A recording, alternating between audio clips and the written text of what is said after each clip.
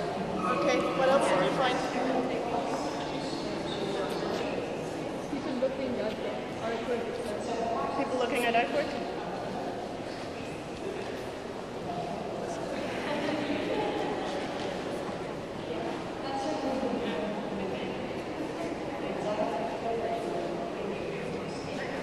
Or interacting with it. So it's not just looking at something.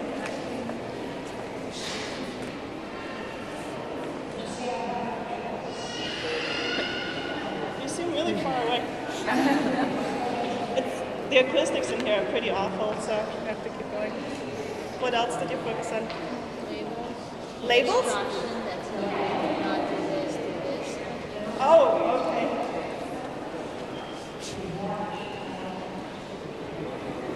Ooh, it's so nice to got a race board like this. Okay.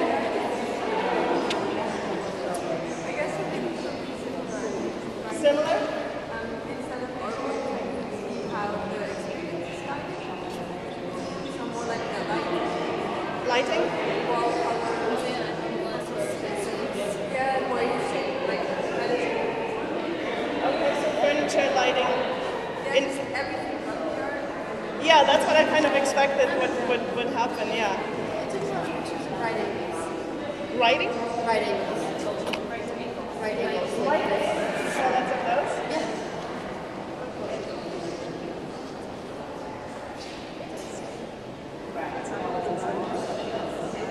Exhibition pasta. I think we probably took a lot of pictures of each other. You know it's great. Cheating. Why is that cheating? I was taking a picture, someone take me a picture, someone take me a picture in front of church. And then she told me, I like taking pictures if you can take me pictures. So other people are doing the same thing, so you get this circular thing. I don't know, is it not cheating? No, well, I don't know. I didn't know there was cheating. There is no cheating? But then tell me what it means when you're taking pictures of each other. I mean, it means that it's like something comfortable because we know each other. We have permission. So taking pictures is a sign of comfort? It's not a transgression? Because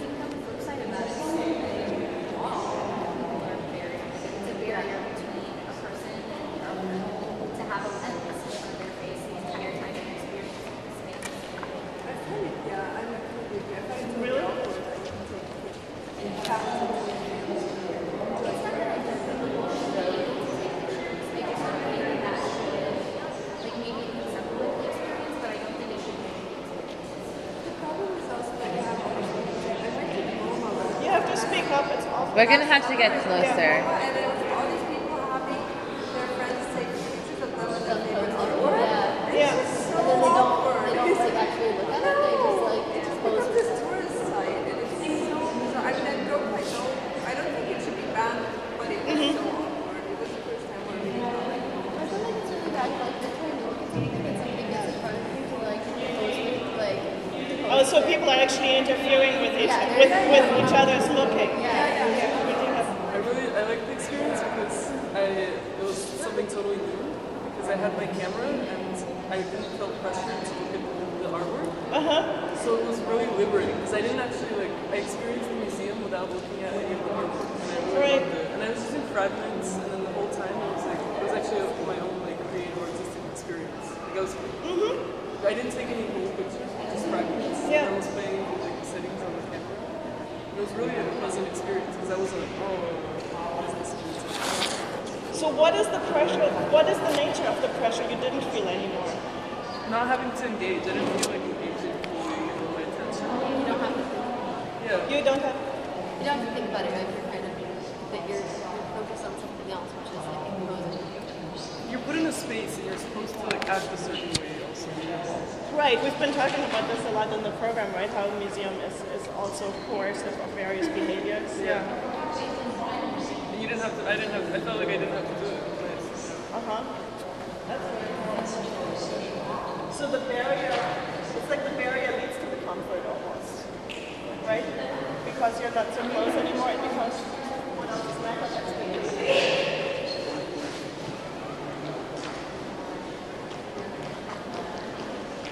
What else? Not everybody has said what they were focusing on yet. Feet. I also did shoes. With other shoes compared to artwork, just the way they were facing and how the people were standing. So stances or shoes? Shoes is sounds more like checking out what kind of fashions are out stances. there. More how people were behaving. Yeah. I took a picture of shoes, but I took a picture of the style of shoes that were over by that piece that. Oh yeah, people have to take their shoes off for that one, right? Well, and that lady was just yelling at to take her shoes off, and then she decided not to. Oh, I was wondering. Yeah, I heard that in the background. That's what that was about. Yeah. And so if you have to do certain things, then you don't want it anymore.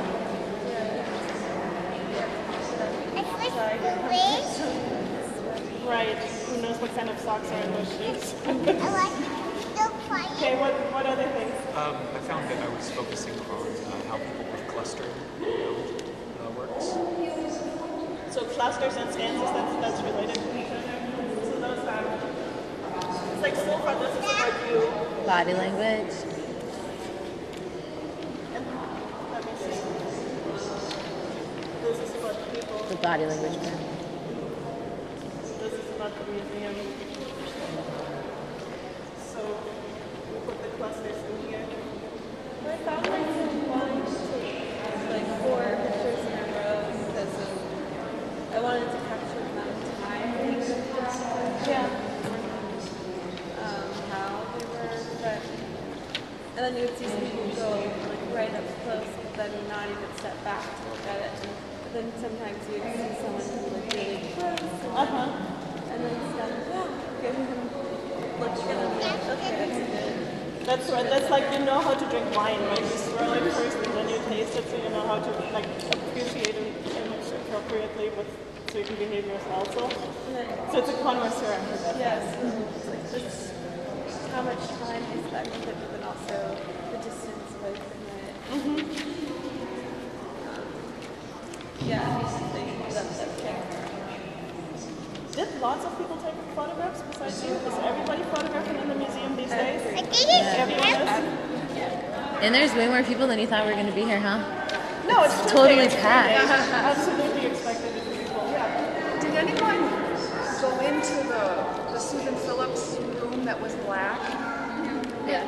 What I noticed about that room was that there were people waiting with anticipation for the screen to come alive, and then so I think I was interested in people taking pictures of the screen, waiting. So that anticipation of what's going to happen, you know, and then when it finally did. So it's like it's a pressure release. Yeah. Well, yeah. And of course you can't really see anything in there, but your eyes adjust. And then when it did come up, it was just the poem, so it wasn't really anything. It was anticlimactic in a way, but it was fun. People kind of get nervous and fidgety and antsy, waiting, and then some people didn't stay very long. So that was interesting to me, and I was in very far deep, and so as I was saying earlier, I almost felt like I was part of the exhibit because people would look and see, is that a real person? Right, and you were observing them. So they're playing a lot. Yeah. Did you take pictures of them doing that also? No, I didn't. My phone's almost out of juice. So So you didn't I wasn't. yeah. But so you did it as if. Yeah. I guess that works also. Okay. Yeah. Did you participate also in some way? No, I did. I'm just now coming into this. Oh, okay. All right. Do you have any questions? Just what the heck are you doing? No, I'm good. Yeah, Okay, great. I'm good. Thanks. Okay. So, any other observations? Oh, yeah.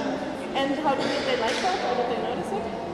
When they noticed, I just didn't take a picture. But Oh, you did it secretly. You didn't let them catch you. The guards? What did you find when you observed them? some were really bored and just sitting up. And some tried to interact with the people who like looking at the artwork, explaining what it was. Oh, really? So then they also have like docent function, they're not just guards. And some of them would try to just step back. Did he talk to anyone? So where does that belong? It's like this. This is about you. This is about visitors. And this is, I guess, staff is part of this, right? The museum. Labels and instructions? Or some way. That's stuff.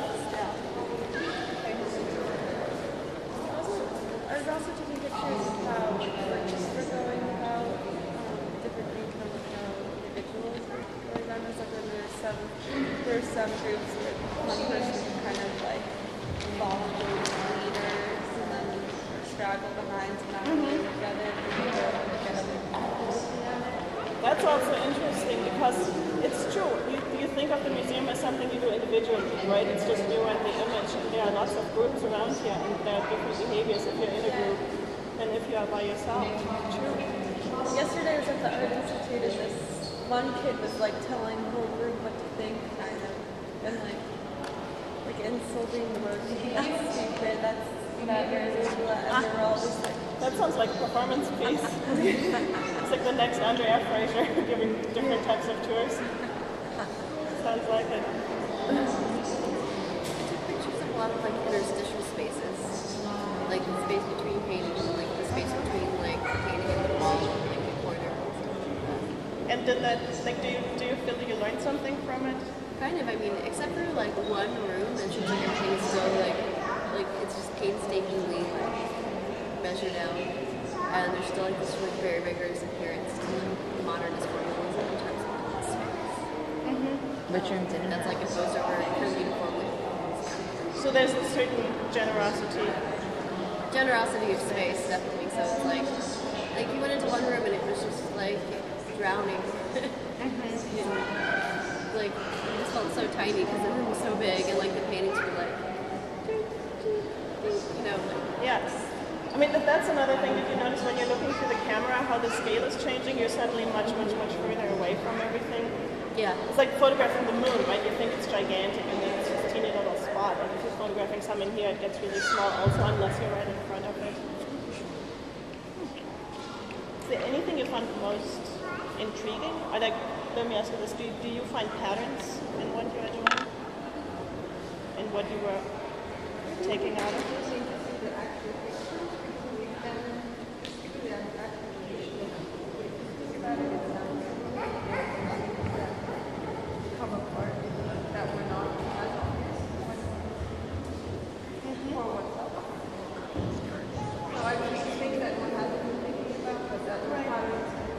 Patterns emerge in different ways through the camera. Are we going to look at the results? Or? If you want to pull them out and show things, yeah, I mean, you've been already doing it. We don't have a screen, so is there anything that stood out for you particularly?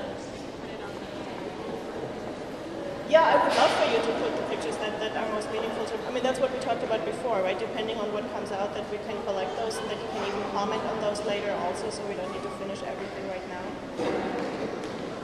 I mean, one thing that's striking me is actually what you are saying, that it changes your behavior in the museum, because that so much fits with the Benjamin text also, right? I mean, he is talking about how technology changes perception and how perception and the appreciation of the work around you are really closely related to each other. And so if you're using this technology to distance yourself, this is one of the things he's talking about, that people today perceive artwork in a state of distraction and no longer immersing themselves in individual pieces, right? And so you've just increased the distraction by putting this tool in between. I wouldn't, but I don't know about other people's experience, but for me it was actually like, it wasn't a distraction. I felt more involved with the art than I've ever before, because instead of actually like looking at observing something, I was reinterpreting and reappropriating certain images. So I felt more involved in.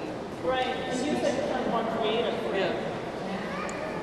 So I was kind of, you know, like how you pass it, like it was like I felt like I finally like passed it through, you know, not just like absorbed it and accumulated, but actually passed it through and redefined it. So I enjoyed it. So you can own it much, much more explicitly, and you can make choices also, right? Yeah, and I'm happy I have the documentation, because I'm actually excited to go back and like see and like, you know, maybe like pull something else out of it. I would like, and you can actually maybe use this for your city project, right? If part of the exploration of the city could also be through lenses in and see what happens. Very nice. Did anybody have a similar experience? did you feel more creative? Did you feel more at ease with the work? You said you felt at ease with each other, but did you feel more at ease with the museum as a space? I felt private was that like I wasn't just photographing this for an assignment, so like I was on a mission. So I don't like. I think that changed my interaction because it was like you were doing a job. I was doing a job, so it was like I didn't care if like I was in somebody's way or if I looked silly like photographing the ceiling. It was like my job to get it done. So it kind of changed my perspective. So it gave you permission to behave in different It gave ways. me, yeah, exactly. It gave me permission to like do things that I wouldn't normally do. And did you feel that did that do something to you? It was kind of fun. It was fun. I mean, experiencing the museum in like a different way is fun. I don't know. I don't know if I would like come in here on regular and like photograph things. Have you never done this before? Ever gone to a museum and just like gone rampant? No. I kind of like do it's it a like bit. very controlled and intentional. Yeah.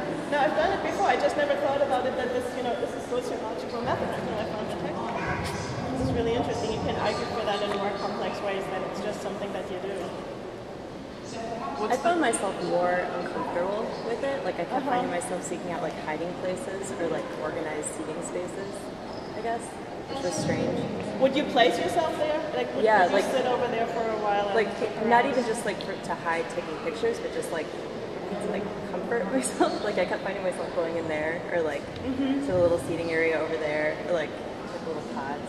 So you're exposing yourself by being active that way. You can't be as much in the background. Yeah, I just didn't feel as much like in my own head. It was more like this like strange like self-conscious.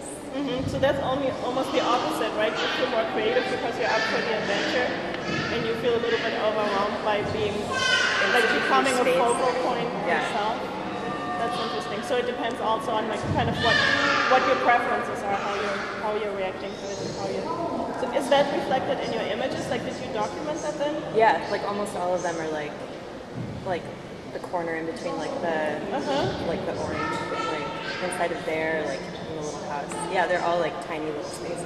This is interesting. Remember when in the text, what I said earlier, the text assumes that if you're going into an institution like this, almost like you're finding the negatives about the institution, right? The institution has a certain purpose, and in this context it's a school and it's for education, but they're finding it's really unlikable. And that's why I said earlier, I don't want you to borrow that premise. I don't think it's necessary at all. But what I'm finding with what you are talking about, it's almost more what you are experiencing about yourself than what you're experiencing about the institution you are in. Is that so? That would be interesting. That's a totally different thing than what the author of this article is talking about. He never talks about the students, which, might be another sign that the university there is more coercive than others. I don't know that, but I feel like usually when I'm in a museum, I do have like a tendency to take pictures of people taking pictures and how they're looking at the art, but like then I usually worry more about them realizing the picture. But in this case, like I have no problem. So it's again, if you have permission to do something, it's a lot easier to be intrusive. Right, and at the same time, I still feel like the way people look at art is sort of like showing others, teaching other people how to do it. So then I like when I was looking at some prints, the server lady was actually a really great observer. Like she asked me a question, and then I was talking to her, and then I didn't feel really bad just taking the pictures and leaving. I didn't want her to think I was like that. So like I felt like I couldn't just go along with it. That's interesting. So do you feel like in a museum you need to behave exemplary in a way? Yeah, because you want to set an example, kind of. Where does that come from? Because like being really frustrated about how other people are viewing. Oh, okay. So it's like more like the don't do unto others. Right, but also, yeah.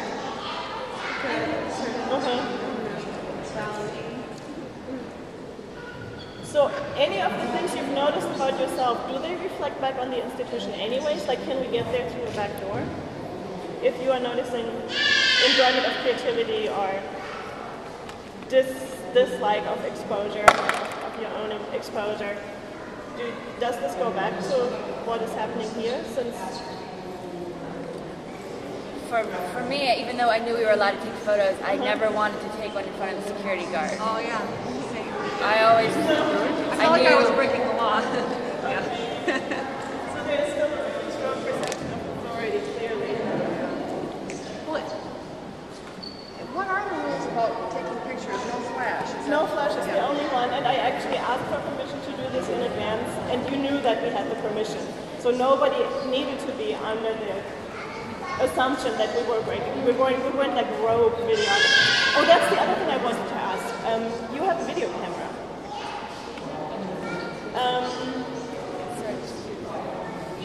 Is it different to take video than to take photos? Well, I didn't take a video, I just took photos. You just took photos with it? Most of them were like just trying to do like stop motion. So like I would just take photos around something or being going around something else. And yes, just take photos and like play the hash. Okay. So there's no actual video taken anywhere? No, I took a video. You did? Yeah. What was it? You have some also? Is there just a difference between taking video and taking photos? Yeah, I mean, motion and sound for one. Right, but so in terms of the behaviors and what you can observe. Right. Well, I think that like you're much more I'm much more self-conscious of myself being recorded on the video. Like I feel like when you're taking video and like when I've captured video before, like it's really uncomfortable to hear yourself. So you try to like be quiet, like this really quiet, silent, like passive observer, which is impossible because you're like obnoxiously like holding this like flashing object. So you have to become more invisible. Right. Well, and I use it just to track like my own like path throughout the. Right. You said you take lots of video. Or you used to take lots of video. Yeah. So and also like capturing like people's commentary and like what people are saying about the work more so than like an image, like a still image a moving image of a still piece of art is just like not very interesting to me. I was taking a video when I was down to the bathroom because in the waiting room area, just wait for people start talking kind of. Because there's almost say like minimalism's just watered down. And then if you're catching it on video, then you also see if they're looking at the plaque first, or looking at the piece first, like what the order is, like how much time you're spending to get that your piece versus like the plaque. And so it's totally. But in terms of your behaviors, it sounds like you are focusing then more on what people are saying and what they are doing.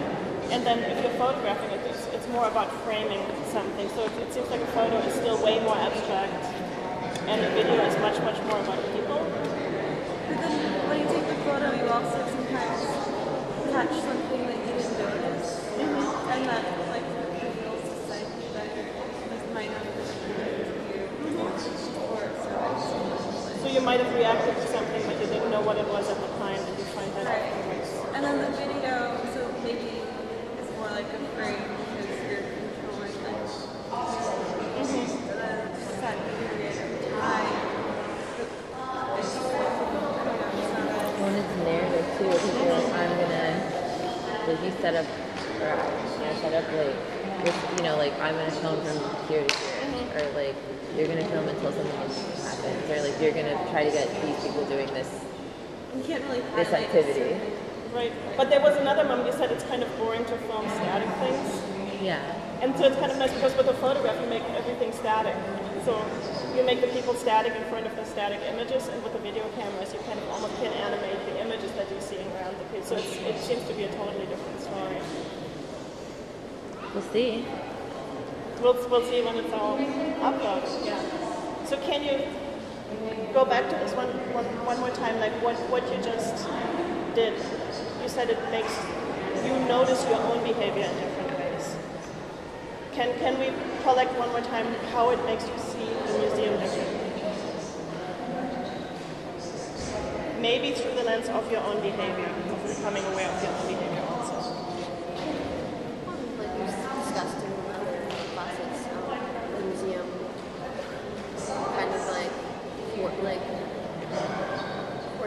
coordinates, but like choreographs kind of like your movement and your behavior and kind of like people about in certain ways. So like when you go in, there's like this expectation of how to behave. There's also these like signs and corridors and like curation guiding you. So, in a sense, photographing it and like being allowed to look at things that are not art gives you permission to move differently. So maybe going back to a bunch of those expectations are things you know. You've grown up with those, and if you haven't grown up with them, you learned that later on. Like, what did you see specifically that's embodied in the museum that reinforces that? Or maybe you're just used to it and you don't realize the museum doesn't even tell you anymore. Like, what did you notice in terms of space, architecture, text, arrangement that reinforces your knowledge how to behave in a museum, which is quiet, non-intrusive, and individually observant, right? That's what we assume. This pristineness, like the formalism, I mean, these are things that kind of like, there's like, it's like do not touch is kind of implied in like the arrangement. A guard told me not to use flash. I wasn't using flash. And you knew not to use it, but you were being reminded of being a good guy. It was doing, my camera was doing this, like, it was trying to focus. Yeah. It had like a little focusing light. Right. It was like, no flash. And I know it's probably using flash. Yeah, so signs do not touch, and then like the little cords and the things that the coordinations on the trees. All kind of like put that kind of space. It formalizes like your relationship. Also, one thing that I always find funny about this museum is that they have these little gates. I think like gates, like not gates, but the Little fences, like Yeah. in front of sculpture, which are kind of weird. There's one of the first. I mean, there's this red thing. Right, and there's a fence going all the way around, yeah. It's almost like a drone. It's like so. It's like wondering if that is different with this show here or not. I've seen it before. Okay. Yeah. Because I think that would be really interesting in terms of like how having this exhibition when we can sometimes interact changes the way that other things in the museum are dealt Yeah, with. very And if it much does, so. if like there are more needs or more sort of really clear that don't touch, Yeah. that's sort of This is the transgressive rule, right? If you're going across the hall, you're already no longer allowed to touch. You're just supposed to look differently. I had an interesting moment with Katrina. There's like an exhibition with this photograph of this man like bowing in the snow, and opposite that there's like this white block with him of like where he bowed. And so the implication is that you're supposed to get up on this platform and like pray into his gesture. But we had a hard time, like there was like some hesitation because like there are no explicit instructions saying get on this platform, so it's like a nervous moment where you're like not sure, but I feel like we could tell that it was okay because it was so dirty. Like the dirtiness like gave you permission. Places where your knees go. Because people Like jeans. Did anybody How find interactive art has made everything more complicated. Yeah. Now we don't quite know. Don't know how to like. Yeah, I don't think it's clear in this museum. But I mean, I know it's interactive, but it's just not that clear.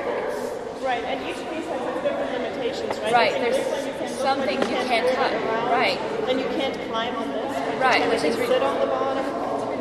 And so each piece, it's like some are more fragile, some are less fragile.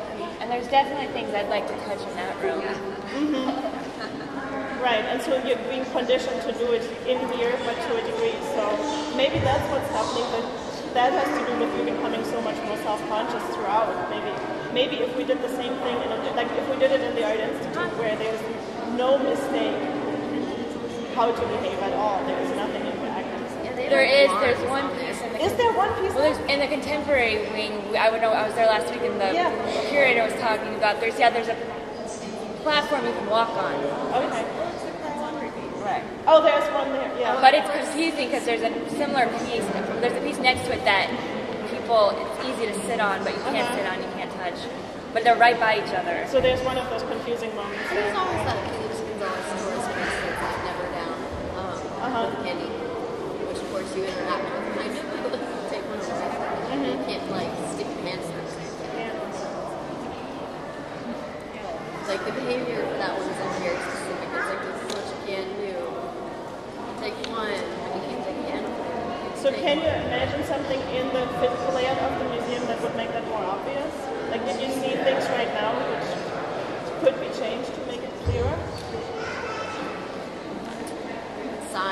make it like clear like what to do and what not to do. But then people always have to read, right? inside. Maybe that's not what I mean, you I want think to do first. if you're gonna have an interactive room, everything should be interactive.